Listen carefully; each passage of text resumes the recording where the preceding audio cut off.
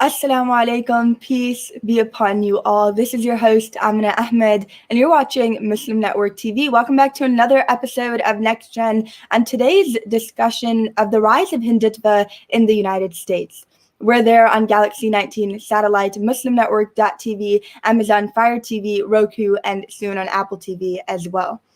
Now, previously on NextGen, we spoke about the situation of minorities in India and how minorities in India are facing discrimination, oppression, and almost these violations of human rights that we're seeing in India. Not almost, but literally these violations that we're seeing with the building of detention centers and mob lynchings in India. And today we have two strong, empowered, revolutionary brown women to discuss not only what is happening in India, but the situation in America and how this ideology translates into the United States, how the Hindutva ideology is here in the United States as well.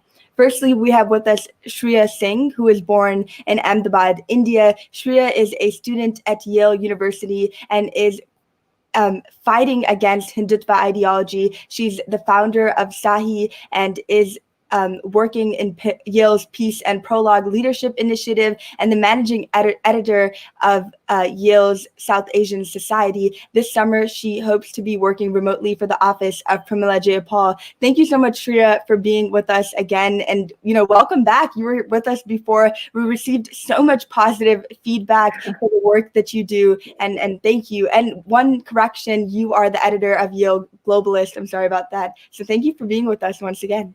No, it's such a pleasure to be back here. Thank you, Amina, for having me back. I'm so excited for today's show. And with us today, we have another young brown woman, Visha Padukapati. She's the legislative director for Sahi, a student at Yale University. She was previously the national policy co-director for Stand USA, where she worked on mass atrocity prevention. She's working for both campaigns and for elected officials, and she hopes to continue to work for progressive foreign policy. Thank you so much, Visha, for the work that you do, not only for India, but you do it for Congo, Sudan, Burma, Yemen. We see you all around. So thank you for being with us. Thank you for the work that both of you do. Of course. Yeah. Thank you so much for having us. And, Shreya and Visha, before we go into kind of the details of the rise of Hindutva in the United States, I want to talk about what even is Hindutva. For our viewers who might not be familiar with that term, tell us about Hindutva. Yeah, for sure. So Hindutva, at its essence, is a right-wing political ideology that to transform India's democracy into a Hindu Rashtra or Hindu nation.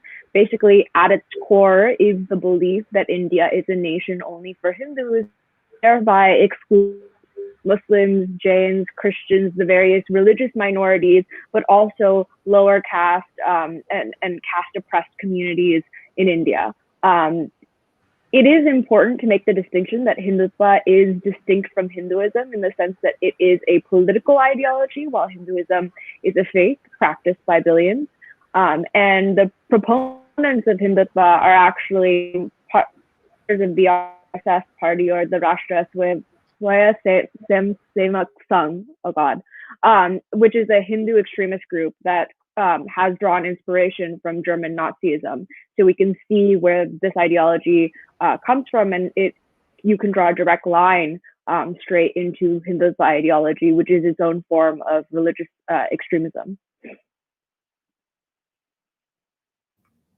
And you talk about Hindutva and how that originated in India, but how does this translate into the United States? How is Hindutva not just limited to India? Yeah, so Hindutva in many ways is present in a lot of various forms, right? So essentially what Shreya said, it's a political ideology. And so how you see it manifest in the US, for example, is trying to play the congressional chicken game in terms of who can we get in power, who supports the RSS, who has funding from Hindu nationalist organizations, so that the main narrative around the religious tensions in India doesn't lean towards the minorities and doesn't lean towards protection. So in the US, a lot of it is trying to make sure that the United States stays out of what's going on in India and doesn't get itself involved. But there's a lot of pushback, and a lot of pushback happens at the grassroots level. So we're hoping with Sahi and with a lot of different organizations that kind of changes the tide of the narrative and gets the United States to a proper stance when it comes to the religious violence and sort of systemic discrimination that's going on in India. And you've seen it happen with Rohingya. You've seen it happen on a lot of different levels. In a lot of ways, the NRC and the CAA, which are basically systematic ways of erasing Muslims, you've seen this in different countries. So we're trying to get it at a stage where it hasn't escalated to that point yet. So in what ways? So in what ways is the RSS kind of backing U.S. politicians? Because you said that they're playing like this chicken game where they're trying to find who they can use and back up. But how are they, doing that? How are they backing these politicians? Yeah, so I think what Vishwa said is absolutely true, and it operates at multiple different levels. One of the goals is just the influence of money in politics. So the existence of certain organizations that are affiliated with the RSS, which is the parent organization of the BJP, the current ruling party in India. We see those organizations operating in the United States as well. One example is the Overseas Friends of the BJP, which has funded many political candidates in the United States, also thrown campaign fundraisers for RSS and BJP affiliates back in India, so raising money here from the States that's funneled back there. So I think that influence is ongoing and has only increased over the past few decades. But other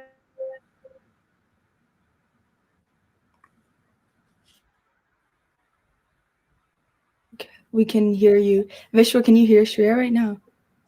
No, I can't, but I'll fill in and hopefully she can come back on. So yes, like what Shreya said, a lot of times it's organizations that you may not necessarily even have heard of, right? So it's your local youth group organizations, for example, that may not have the tag of like Vishwa Hindu Parishad. There's one of the main RSS kind of feeders in India, and there's one in America as well. So a lot of times it's culture groups that are donating to Modi. There was a big Howdy Modi event that went on, which wasn't necessarily titled like this is pro-Hindutva, but you understand the message. So a lot of times it's getting away with it because not everyone knows what Hindutva is. Not everyone knows how certain organizations are tied to Hindutva. So a lot of it happens on the back line.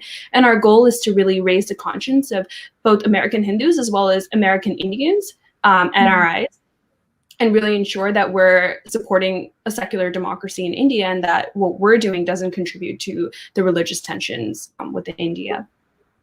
Yeah. And, what I would ask you is what is the reason for the RSS to be funding politicians here in the United States? Why not just limit it to India? Aren't they doing a good enough job in India? Yeah. So the United States has a lot of influence, right? We have a lot of influence in foreign policy. And when the United States comes out, for example, India is really sensitive to what goes on in the US. So if a US leader comes out and says what's happening in India is religious violence and is a form of religious discrimination, that holds a lot of influence in terms of what the Modi government and the BJP is allowed to get away with. So we really do set the tone, the United States, in many contexts, and of course in India as well, for various reasons, economic, building upon our own hegemony that we've built for hundreds of years in various different places. So it really matters. For the BJP to be successful, they need people in the American government who won't turn against them. So they're very, very intimately linked. And that's something that I, as the legislative director for Sahi as well, I'm focused on. What tone we set through Congress and through our congressional representatives as well as our local leaders. So we have folks in like Seattle, for example, in San Francisco who've condemned the Hindutva. That makes a really big difference in terms of the leeway BJP thinks it can get away with on an international stage. And that's why it probably made a big difference when Pramila Jayapal, Ro Khanna, and these Indian American politicians kind of came out. Was there backlash from Hindutva in India and as well as here in the United States when they spoke up? Absolutely, particularly with Jayapal's recent resolution, so House Resolution 745, which was specifically to condemn the treatment of minorities in India, but also discussing what's happening in Kashmir. And I think what that triggered not only in India pushback, but also within the States, from donors and various Indian American groups and Hindu Pundits organizations. So all of this creates an ongoing dialogue in some ways, which is positive since it brings it to the news and it means that there's increased discourse, but is also dangerous when it means that politicians are scared of speaking up about what's happening in India because they believe they will either lose significant funding or will lose the votes of Indian American electorate.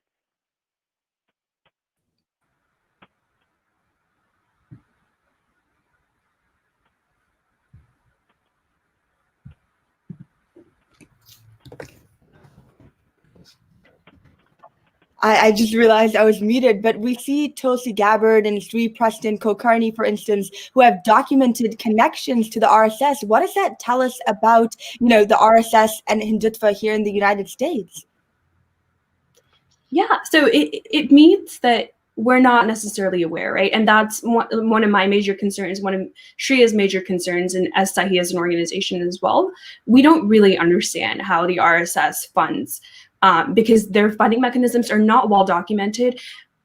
Organizations in the United States don't declare themselves as Hindutva. It's not that simple, right? It's a lot of back wing, kind of back of the tunnel funding that goes on. So those intimate connections and that kind of private lobbying, not everyone has access to in the same way that we have access to lobbying of various different kinds, like defense contractors, for example. We have that information.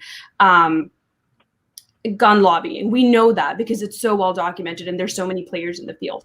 Our goal, our research team, a lot of different organizations are working towards better documenting this, because we do believe that if it's raised to the Indian American conscience, that people are going to make a change. I think a lot of it is, but giving the benefit of the doubt, I don't think people really understand where their money is going to. So when they pool it, they don't realize which candidates they're pulling it to and the impact they can have on exacerbating religious violence in India. So our goal is to raise awareness, because we know a lot of Indian Americans, if they find out about exactly what's going on, they will be on our side. Like people want peace in India. So that's our goal as an organization. 100%. And I think when it comes to Tulsi Gabbard, that also exposed a very interesting dynamic when it comes to Hindutva. She, in the past and very early in her career, was embraced by pro-Modi and pro-BJP elements of the Hindu American diaspora. So saw a lot of donors, saw a lot of funding coming from those groups. But when it came time for her presidential campaign, she actually publicly distanced herself in some way from these elements by saying that she wouldn't speak at this conference that various organizations had organized called the World Hindu Conference. And that is interesting because it means that while she continued to accept the funding, there was a shift in the sense that it was less politically and publicly salient to align yourselves with those organizations. And that's hopefully the kind of changes we wish to see moving forward, that ideally, these politicians aren't glad handing with those organizations in the first place, but if they are, it at least becomes less politically salient to be able to do so, because more and more people are aware about what those connotations and what those connections actually mean. I think that you make a really great point, Shreya. The fact that she distanced herself, when she got on that presidential campaign level, it tells us something, right? That it's not okay at a very global level to do this. But Vishwa, you also spoke about how we need to get politicians to not only, realize that this is bad, but speak up about it. And we'll be talking about how we can get that, how we can continue to support organizations like Sahi, and more about the rise of Hindutva in the United States right after our short break. You're watching us on Galaxy 19 satellite, MuslimNetwork.tv, Amazon Fire TV, Roku, and soon on Apple TV as well. We'll be right back.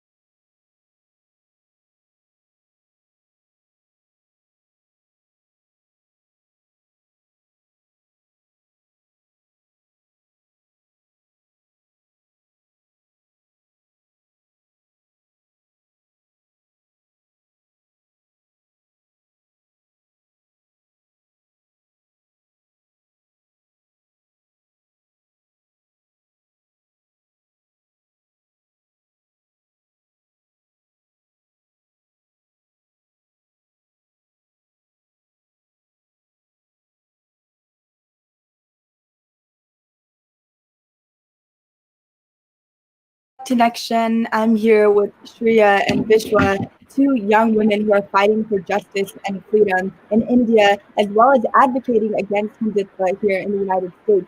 Now, with presidential elections coming up, I would want to ask both of you, where do Joe Biden and Kamala Harris stand in this, right? We did see Amit Jani, who was appointed as coordinator, an outreach coordinator for Muslims. He was sidelined due to his and his family's connections to the RSS. But in general, where do Kamala Harris and Joe Biden stand in this? Are they clear in their position and stance against Hindutva? So I think it's a little too early to tell. I think that there's a lot of good work being done to make sure that they stand on the right side. I think that the campaign did a really good job of taking the initial reactions and doing what they needed to do with internal restructuring to make sure that they were conscious and sensitive to what's going on in India. So I'll definitely give them credit for that. I don't think that Hindutva is a mainstream issue for any politician. It certainly wasn't during the Democratic primaries. I still don't think it is. It's a reluctant conversation because with just the way geopolitics works, with the rise of China, it's important for the United States to maintain ties to India. With the way Indian politics is going, the BJP looks like it has a really big stronghold for definitely for the foreseeable future. So it's a really tough conversation to have. And a lot of the work that Sahi's in is just conscious raising so that the American Indian Democrats know where they need to stand to fight for an equal India and an equitable India. And we know that the Biden campaign is sensitive to those. They've proven it before. Yeah, and I want to talk about, the work that's being done, because you do make it clear that there is work that's being done. Tell me more about that work that is being done here in the United States to oppose Hindutva. Yeah, for sure. So it's on several different levels, right? We have a legislative division, we have an outreach division, which Shreya leads. So we have organizing. So we started off as a really big movement with Holi Against Hindutva, and that was really us reclaiming what the narrative meant for us in terms of India diversity and where we stand in terms of religious tolerance. We wanted it to be clear that India was being erased of its colors, and this was for us a really symbolic way of demonstrating it. And so we started there, and we've continued to organize webinars. We have over 100 student volunteers as well as participants from various parts of the world working on various different initiatives on the NRC, on the CAA, as well as conscious raising in the US, changing the narrative, research. So we are really all over the place in terms of we're everywhere, and that's where we need to be, because the fight is not one-pronged, it's 15-pronged. And so for us, it's really about identifying where we can be really useful and giving people the resources, Indian Americans the resources, as well as South Asians who are against the fight, who are against Hindutva, and equipping them with what they need and equipping them with the connections they need to make tangible change. So really getting the student voice involved and telling Congress too that there are a lot of students here who are pissed and who are ready to raise their voice and be really loud for what they want on the subcontinent. And I think the key has also been during this work, working with existing organizations, activists, and organizers who have been doing this work for decades. So we've been really lucky to be able to stand on the shoulders of giants in the sense, not just in the States with amazing organizations like, for example, Equality Labs doing caste abolitionist work in the States, but also listening to the demands and the amazing work that's coming out of India. Of course, Hindutva and combating Hindutva in India is a very different experience because it's so much more dangerous, particularly now when activists and protesters can be jailed for any level of dissent. But I think that makes it all the more important that diasporic organizations who not only see what's happening in India, but are conscious of how that affects American politics as well, are able to step in and sort of mobilize a new generation of Indian Americans that don't really fit in with the Howdy Modi pro-BJP sentiments of perhaps older upper caste Indian immigrant generations. And I think we are seeing that, right, with this new generation where they are supportive of freedom, of justice. And that is what being anti-Hindutva is, to be quite frank. But you speak about a lot of the work that Sahi does, and it's truly inspirational and beautiful to see that that work is being done. But how about during COVID? How have you guys been coping and managing now? Yeah, so COVID has been our extended plan time because it's given us a lot of the time as well as the resources and just bandwidth to organize for the future. Because we know, look, domestic agenda is going to be on the table for a very long time, and we've had I'm a part of a couple different nonprofits, and we've been having this conversation as to how do you push international aid, how do you push the United States to be in that space when domestically we need to invest a lot of resources, and we're definitely tied. So we know a lot of political capital is tied to COVID and is tied to all things COVID related. So our goal now is to is to really put in that effort to mobilize a grassroots movement and get folks ready for this fight when it comes up on Congress's table, because we don't want this to take another Khashoggi, which it took for Yemen, for example. We don't want it to take the Rohingya genocide being labeled as such for Congress to take action. We want it to be now.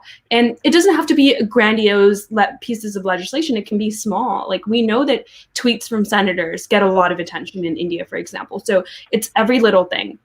So we're focused on the little things right now. And in the long run, we're ready for the big fight. I think it's all about using this time to build capability, but also because Sahi is such a new organization, trying to build out our network, get campus coordinators and chapters established across the country, but also use this time to sort of adapt to the new normal, because even whenever this pandemic passes, digital organizing and the ability to connect with people, not just across the states, but now in India as well, and use their guidance to continue our work, is something key that this pandemic phase has encouraged us to do and build those capabilities. And we hope to continue doing that in the long term. Now, a lot of the work that's being done seems extremely, it seems powerful, right? Even if it's little, it seems like it's making an impact, because we were speaking about before how even those smallest things get response from the trolls. And I think that tells us that some of the work that we are doing is impactful. But the RSS is extremely powerful, has plentiful resources. So is the work that is being done actually effective?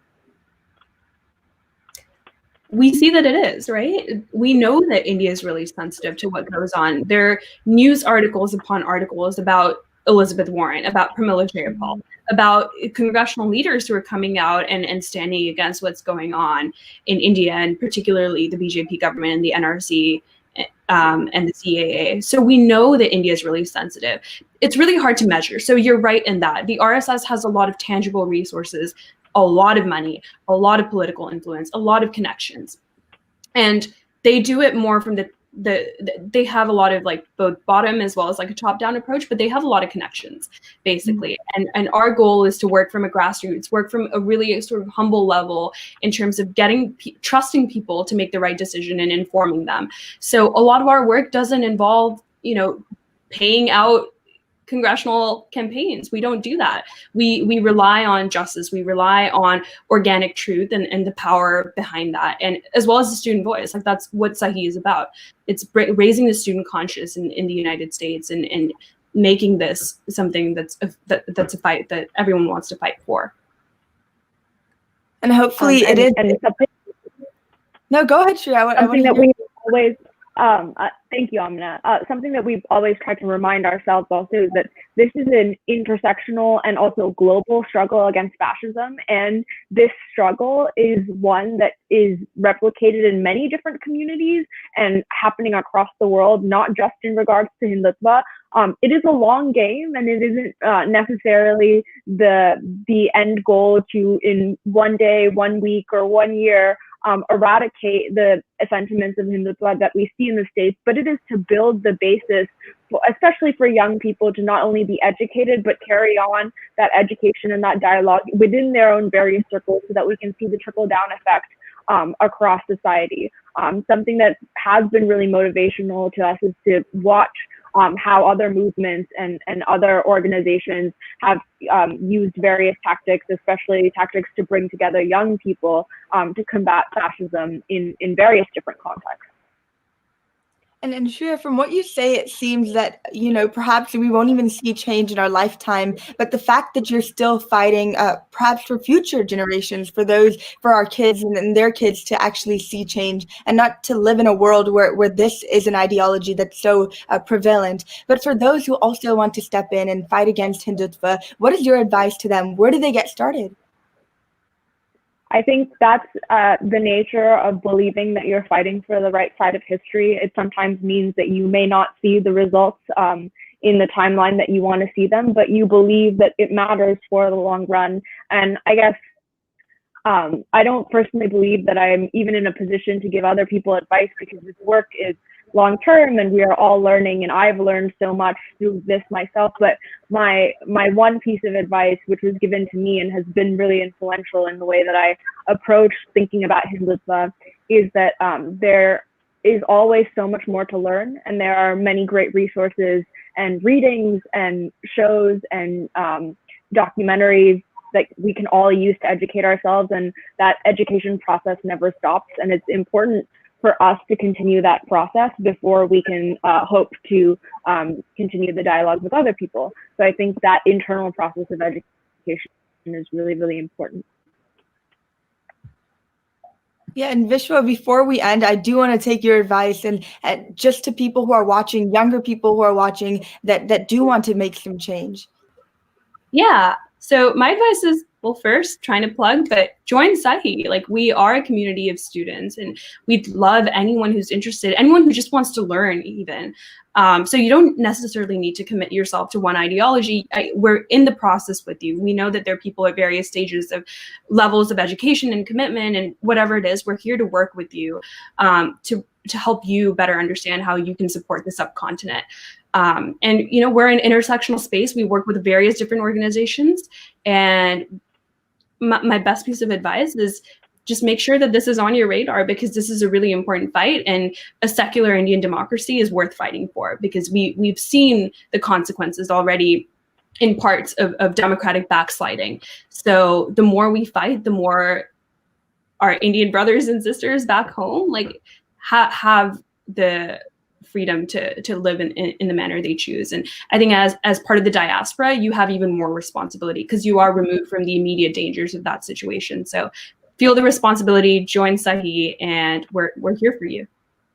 And indeed, this is a fight that is worth fighting for. Thank you so much, Vishwa and Shreya, for being on here today, for informing us about the rise of Hindutva in the United States, because I'm sure many were not informed of this before. So I appreciate both of you and the work that you do, and the work that SAHI does as well. And thank you to our audience for watching. And until next week, Assalamu alaikum. Peace be upon you all.